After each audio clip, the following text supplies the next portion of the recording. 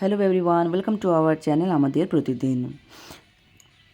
আমরা গুয়াহাটির মা কামাখ্যার মন্দিরে এসেছি। আমরা অনলাইনে আগে থেকেই টিকিট করে রেখেছিলাম, স্পেশাল টিকিট করার পরেও কিন্তু ভিড় প্রচুর ছিল। 5 ঘন্টার মতো আমাদের দাঁড়ানোর পরে মায়ের দর্শন হয়েছিল। কিন্তু যখন আমরা দর্শন করেছি আমাদের কিন্তু যতক্ষণ দাঁড়িয়েছিলাম তার ক্লান্তি কিছুই বোঝা যায়নি। আর এত ভালো করে দর্শন হয়েছে। যে পণ্ডাকে আমরা ধরেছিলাম তিনি ভীষণই ভালো ছিলেন। আর ভেতরটা এত সময় নিয়ে আমরা দেখতে পেরেছি। আর এখানকার সবথেকে যেটা ভালো সেটা হচ্ছে এখানকার সিকিউরিটি গার্ড। আর খুব নিয়ম করে এদিকে ওইদিকে যাওয়া যাবে না, এভাবে এই সমস্ত জিনিসগুলো কিন্তু এখানে মেনটেন আছে। যে কোনো লোকজন যেখান সেখান দিয়ে ঢুকে যাওয়ার কোনো কিন্তু নিয়ম নেই। খুবই জাগ্রত মন্দির, এটা নিয়ে আলাদা করে কিছুই বলার নেই, যারা সবাই জানে। তাই আলাদা করে আমি কিছুই বলছি না। যা দর্শন করেছি, যা অনুভব করেছি সেটা নিজের মধ্যে থাকাটাই ভালো। সেটা কাউকে বলে বোঝানো করাও যাবে না।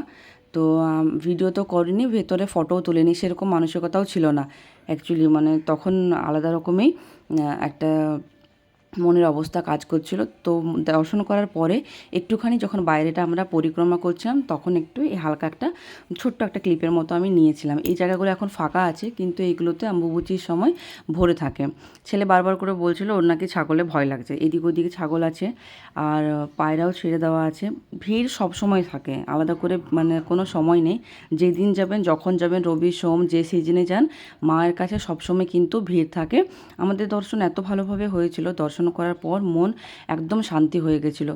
বাইরে ঘোরার সময় এরকমভাবে একটুখানি আমরা ছোট্ট একটা ভিডিও করে নিয়েছি। আর এই জায়গাগুলোতে তখন প্রচুর হাওয়া, এমনিতেই পুরো গুয়াহাটিতেই কিন্তু ঠান্ডা। আমরা ভেবেছিলাম হয়তো গরম হবে, গরম তো হয়নি। তো যাই হোক, যারা যারা এখনও আসেননি মা কামাখ্যার কাছে অবশ্যই আসবেন দর্শন করা। সত্যি এটা একটা আলাদাই অ্যাচিভমেন্ট। দর্শন আমরা করে মন আমাদের এত শান্তি হয়েছিল। তারপরে একটা দুটো করে ফটো তুলেছিলাম, বেশি খুব একটা কিন্তু আর আমরা তুলিনি। একটুখানি বাইরে বসে জপও করেছি। তো সবাইকে এটাই বলবো কি, যারা এখনও আসেনি অবশ্যই আসবেন। নীলাচল পর্বতের মধ্যে মায়ের যে অবস্থান, এটা সত্যি না দেখলে কিন্তু এটাকে বর্ণনা করা যাবেই না। আসতে হবে, অনুভব করতে হবে মা কামাখ্যাকে। শক্তি অপার, এই শক্তির বর্ণনা করা যায় না।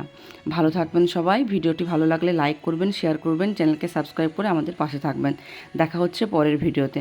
আর হ্যাঁ, যারা যারা আসবেন বা এসেছেন আমাকে কমেন্টে অবশ্যই জানাবেন। জয় মা কামাখ্যা।